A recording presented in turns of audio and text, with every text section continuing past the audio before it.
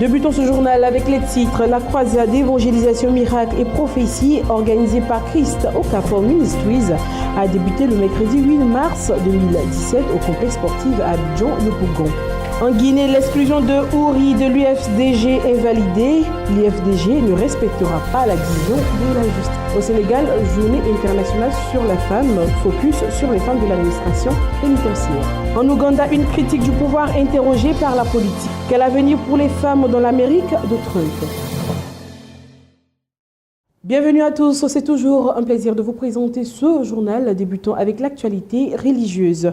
La croisade d'évangélisation, miracle et prophétie organisée par Christ Okafor Ministries a débuté le mercredi 8 mars 2017 au complexe sportif d'Abidjan-Yopougon. Ce premier jour de croisade a été marqué par des révélations et délivrances sous la houlette du docteur Christ Okafor.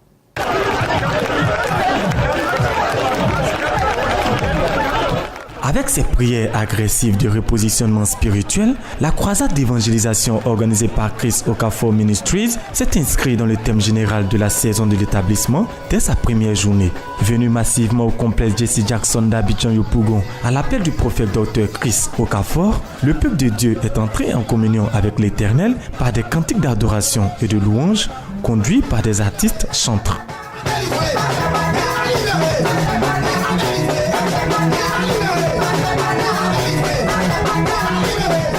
Tout ce peuple venu rencontrer la main de Dieu a pu voir et expérimenter la puissance du Dieu vivant quand le docteur Christ Okafor monte à la chaire. Le prophète a d'abord enseigné sur le thème la saison de l'établissement.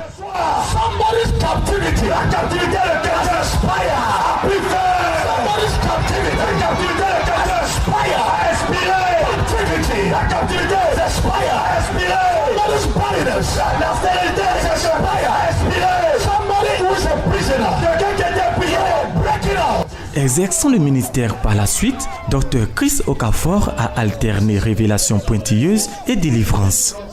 À partir d'aujourd'hui, la vie va changer. Reçois, au nom de Jésus, je déclare le but de la prochaine prospérité is on you. Et sur toi, regardez tous pour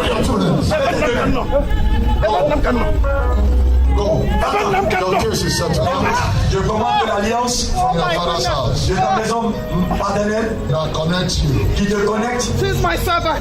She's my servant. She's my servant. She's a woman of God. She's a woman of God. I break the connection. Je brise la connexion. Avec de tels oracles et prodiges, la croisade 2017 Miracles et Prophéties laissait déjà de belles promesses pour la suite.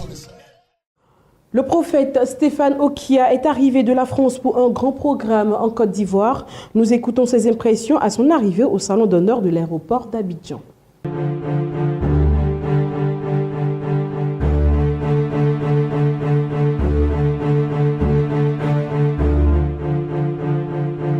Aujourd'hui, nous recevrons dans le salon d'honneur de l'aéroport Félix Houphouët-Boigny l'homme de Dieu qui vient pour le grand programme de l'évêque Mévico, Stéphane Okia, qui va se présenter à vous.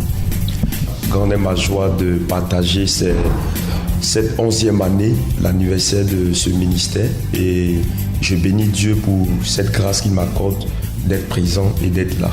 Je sais que Dieu a une part et une touche spéciale pour la destinée de quelqu'un. Si tu traverses des moments difficiles, viens, parce que le thème de l'anniversaire de ce ministère, c'est la saison de ta moisson. Donc je pense qu'il ne peut pas avoir de moisson sans sémence. Je sais que vous avez sémé avec l'âme. La Bible déclare que ceux qui ont sémé avec l'âme moissonneront avec chant d'allégresse. Donc le temps est arrivé pour que tu puisses moissonner avec chant d'allégresse. Déplace-toi, viens assister à ces programmes. Dieu va bouleverser ta destinée et ta vie va prendre une autre tenue. Je crois en ce ministère de la servante de Dieu, la prophétesse Samian et son époux, monsieur Samian. Dieu nous fera du bien avec tous ces orateurs qui seront de la partie. Je suis là pour encore annoncer des oracles parce que Dieu a une parole pour tout un chacun et pour la ville d'Abidjan, pour notre nation. Et je bénis Dieu pour ce ministère, je bénis Dieu pour vos vies. Tous les hommes de Dieu de cette nation, déplacez-vous, venez assister à ce programme, apportez votre pierre à l'édifice et je sais que Dieu bénira pas cette rencontre et que Dieu vous bénisse. Shalom à tout le monde. Je suis content, je suis là. Je sais que Dieu va nous faire du bien et Dieu compte sur toi et sur ta participation. Shalom à vous, soyez bénis. On est ensemble. À tout à l'heure. Nous souhaiterons donc vous inviter à ce grand programme d'évangélisation, de restauration des âmes et de maturité spirituelle organisé par l'église Mevico, avec à sa tête la prophétesse Samian Céline. Nous vous invitons tous à venir partager ce moment de gloire et de grâce. Soyez bénis dans le nom du Seigneur Jésus-Christ. Le prophète Okia Stéphane est bel et bien à Abidjan. Venez nombreux assister à la manifestation de la puissance du Saint-Esprit et que Dieu le Tout-Puissant vous bénisse. Amen.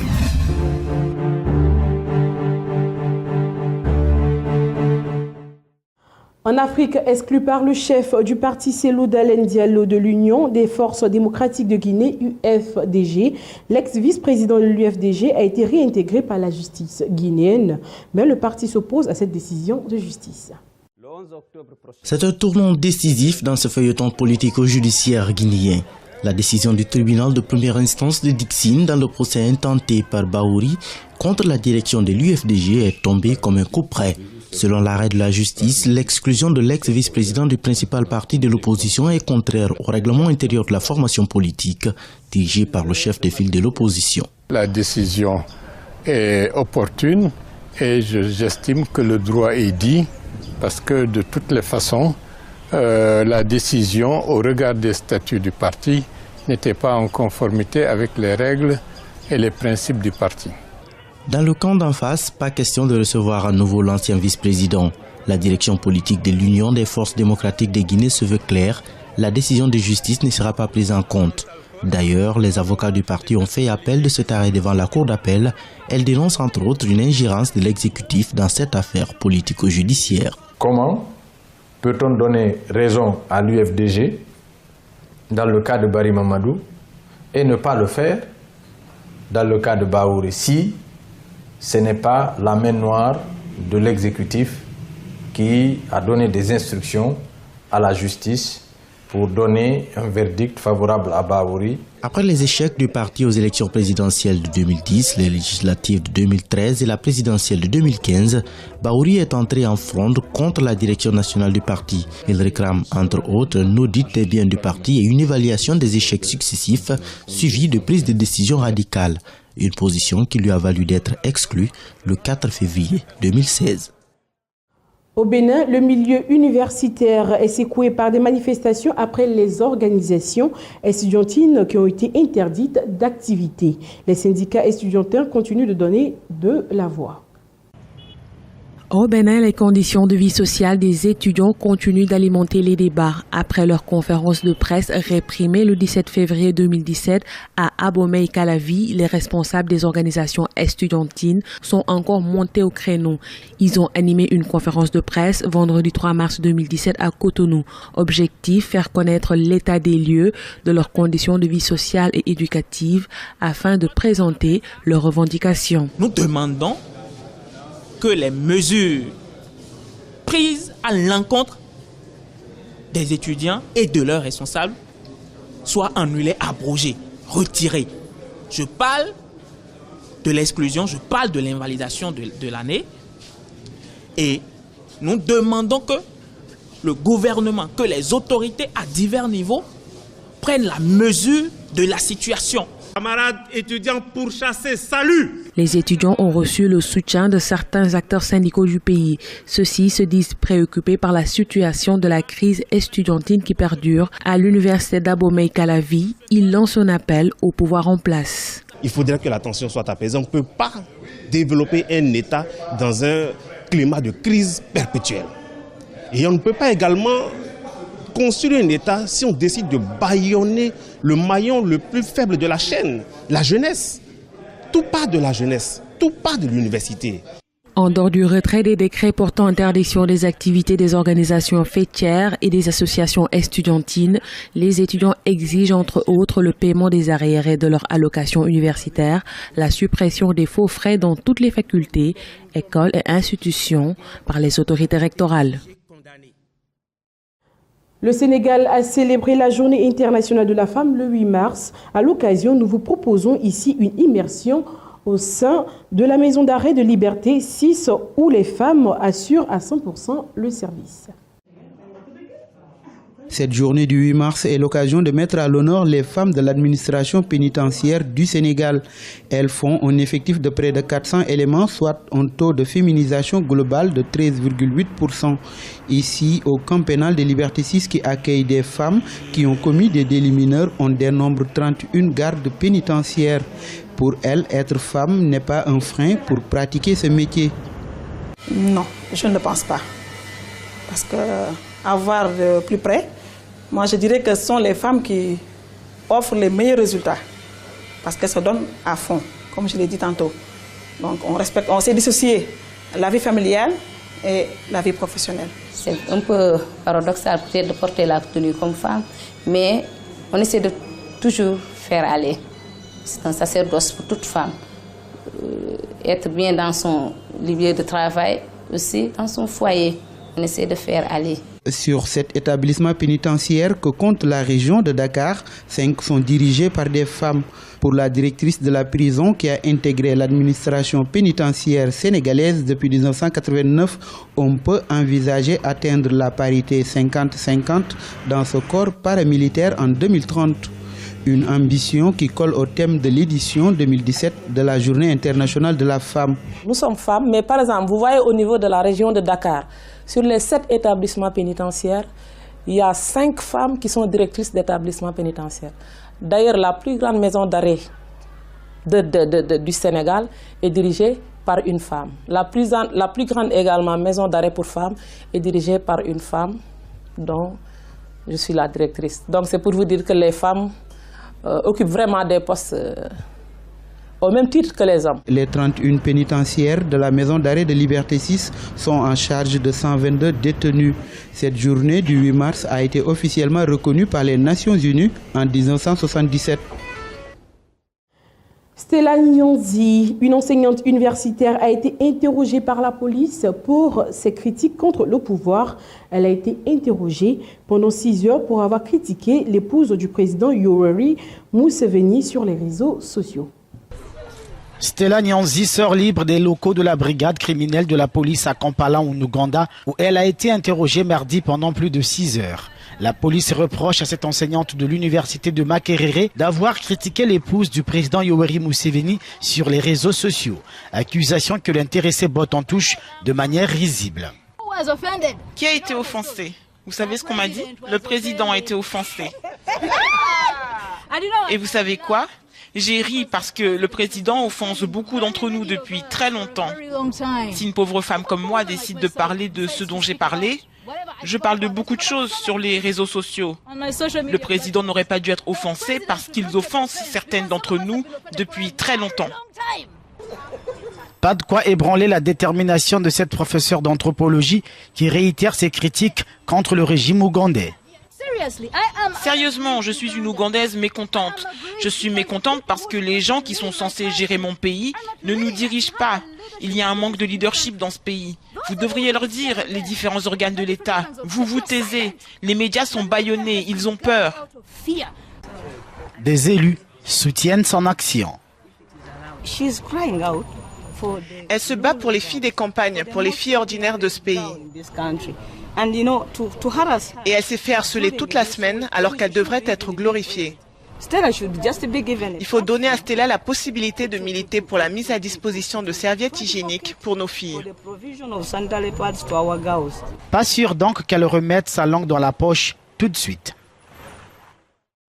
À l'international à présent, profitant des faibles scores du candidat officiel de la gauche, selon plusieurs experts politiques, Emmanuel Macron multiplierait les soutiens chez les socialistes.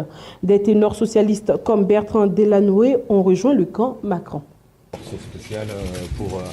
Ni de droite ni de gauche, Emmanuel Macron multiplie pourtant les soutiens socialistes. En cause, selon plusieurs experts politiques, les faibles scores du candidat officiel du parti, Benoît Hamon, qui ne passerait pas le premier tour de la présidentielle, ce qui pousserait les ténors socialistes à rejoindre le camp Macron, à l'image de Bertrand Delanoë. Il faut donner le maximum de force au premier tour au candidat qui peut battre Madame Le Pen. D'autant que ce programme d'Emmanuel Macron m'a révélé de vraies mesures progressistes de justice sociale, de lutte contre les inégalités, Le programme économique du candidat d'En Marche n'a pourtant rien de socialiste selon les économistes atterrés. Ce collectif antilibéral estime qu'Emmanuel Macron s'inscrirait dans la continuité de François Hollande. Les élections législatives néerlandaises se dérouleront la semaine prochaine. Ces législatives vont marquer le début d'une série d'élections déterminantes qui doivent confirmer ou non le succès grandissant du populisme en Europe. Geert Wilders peut se permettre de rêver. Son parti pour la liberté, le PVV, ouvertement anti-islam, pourrait remporter sa plus grande victoire depuis sa création en 2006. Surfant sur la crise migratoire, le leader d'extrême droite ne manque aucune occasion de lancer l'une des phrases choc qui sont devenues sa marque de fabrique. Regardez l'islamisation de notre pays. Si un Néerlandais conduit 5 km/h trop vite, il va recevoir une amende dans la minute. Alors que la racaille marocaine, même s'ils ne sont pas tous de la racaille, mais il y en a beaucoup, surtout des jeunes, qui rendent les rues dangereuses.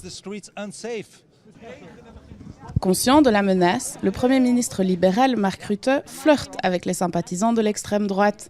En février, il a invité ceux qui ne respectent pas les valeurs néerlandaises à quitter le pays. En campagne, il se pose comme l'unique rempart face à la vague populiste. Dans cette élection, il s'agit de savoir quel type de pays nous sommes. Sommes-nous clairs sur nos convictions et nos valeurs, en particulier avec les gens qui viennent de l'extérieur des Pays-Bas, par exemple en tant que réfugiés. Mais le débat ne se limite pas aux valeurs néerlandaises ou à l'immigration.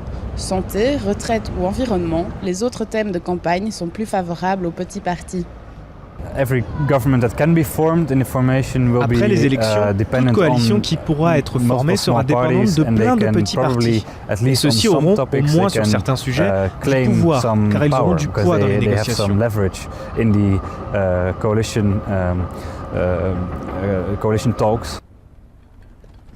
Si le 15 mars, le rêve de Geert Wilders se réalise, son impact pourrait de loin dépasser le pays des tulipes. Sa victoire pourrait renforcer ses alliés idéologiques en France et en Allemagne et à terme ébranler les fondations de l'Union européenne. En Turquie, à moins de 2 mois du référendum, les Turcs se mobilisent pour ou contre l'application d'un test renforçant les pouvoirs du président. Interdit de meetings publics, les partisans du non trouvent des moyens alternatifs pour mener leur campagne. Embarqués à bord du bateau qui dit non. Le 16 avril prochain, les Turcs seront appelés aux urnes, un référendum sur la réforme de la Constitution qui va renforcer les pouvoirs du président.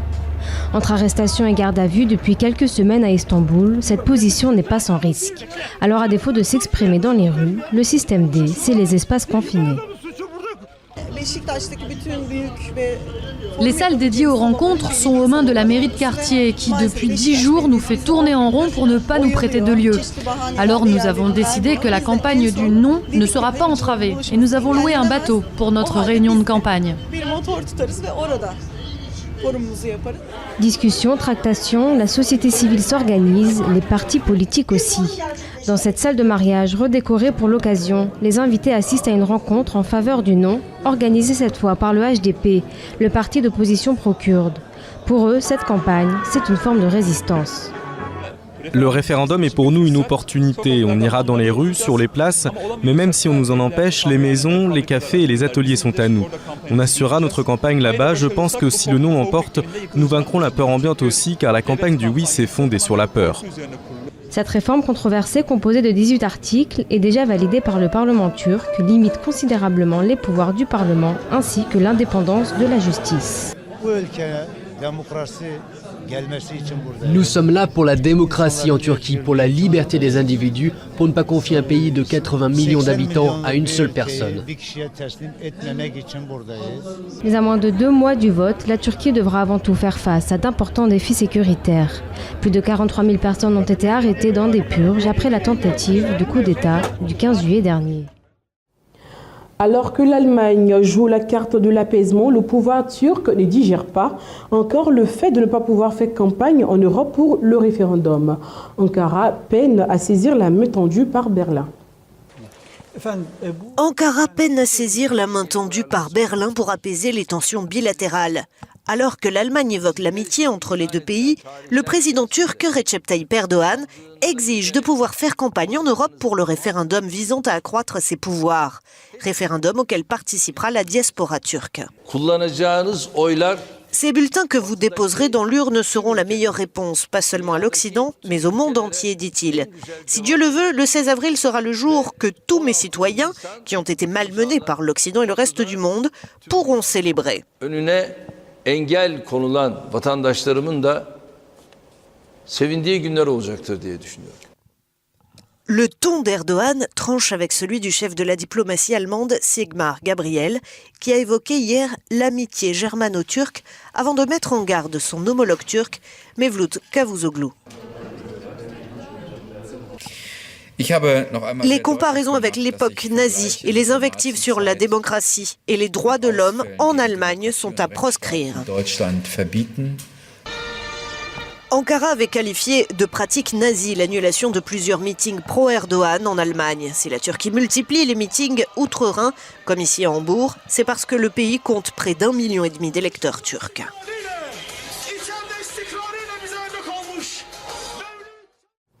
Un mot aux États-Unis, la victoire de Donald Trump a fait l'effet d'une douche froide pour les mouvements féministes qui voyaient déjà Hillary Clinton à la Maison-Blanche. Aujourd'hui, ces mouvements cherchent à protéger les droits des femmes sous cette nouvelle administration conservatrice. Les plannings familiaux comme celui-ci en Arizona sont depuis longtemps la cible d'attaques des républicains qui menacent de supprimer leur financement public. Avec l'arrivée de Donald Trump et sa ligne résolument anti-avortement à la Maison-Blanche, les travailleurs sociaux redoutent que ces menaces deviennent réalité. Je pense que nous sommes dans une ère sans précédent. Nous et nos administrés craignons que les femmes perdent leur droit à contrôler leur corps et leur fertilité. Au lendemain de l'investiture de Donald Trump, 500 000 manifestants, bonnets roses vissés sur la tête, envahissaient les rues de Washington lors de la marche des femmes. Ils étaient 2 millions à travers le pays. Ils accusent le nouveau président d'agression sexuelle, de propos misogynes et craignent une banalisation de ses comportements. On est aujourd'hui sous un régime qui veut nous agresser physiquement. Et je pense qu'il faut le dire. Ce n'est pas normal. Face à la marche des femmes, le gouvernement répond en s'associant à la marche pour la vie. Le vice-président lui-même est venu soutenir cette grande manifestation anti-avortement. Ce gouvernement travaillera avec le Congrès pour couper le financement des centres d'avortement avec l'argent du contribuable. Cette division du pays sur la question du droit des femmes n'est pas nécessairement néfaste.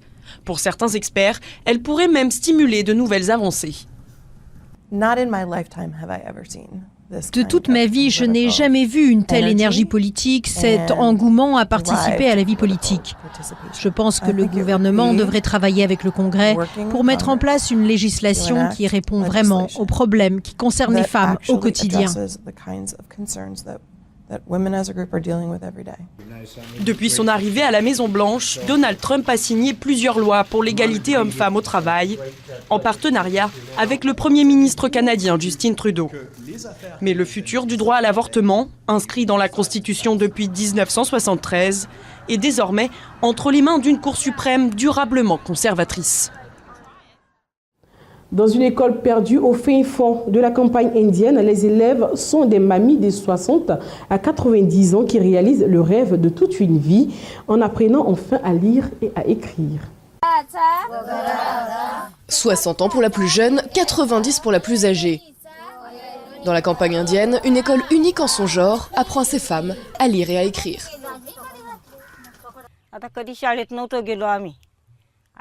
Je ne suis jamais allée à l'école quand j'étais petite. C'est génial de pouvoir maintenant étudier avec mes amis.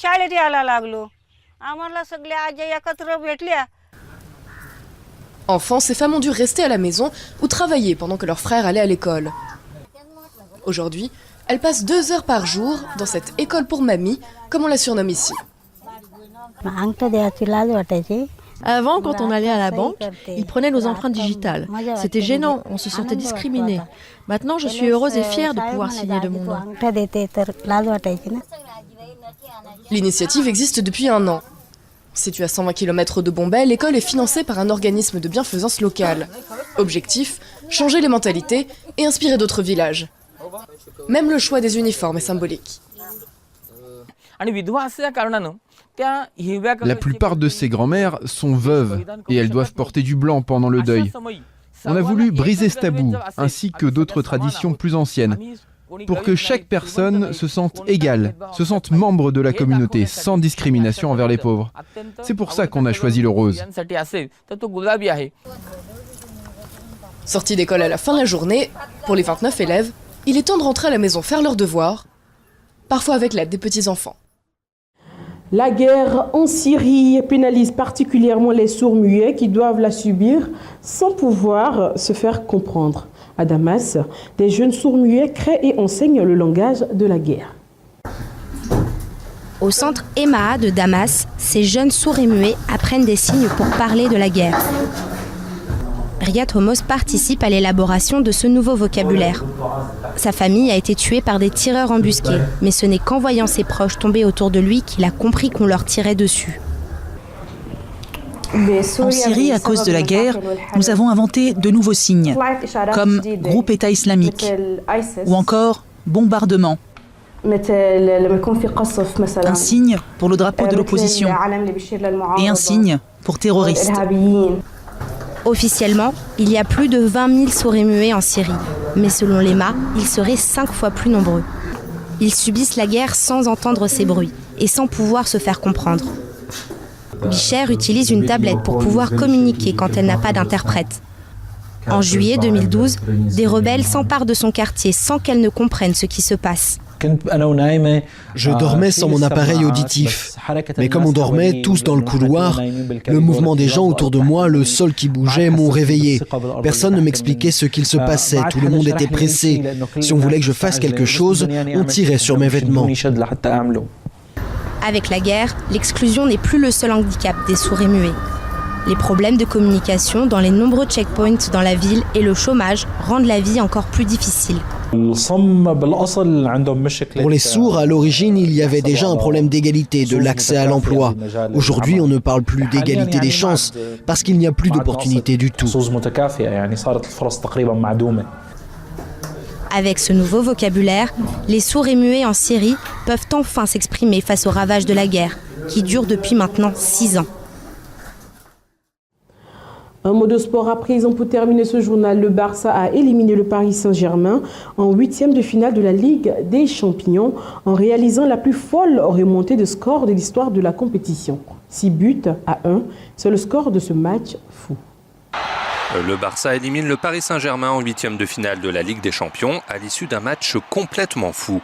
Les Catalans, battus 4-0 au Parc des Princes, se lancent dans une improbable remontada en menant 3-0 dès la 50e minute, après un but de Luis Suarez, un autre contre son camp de Layvin Kurzawa et un pénalty de Lionel Messi.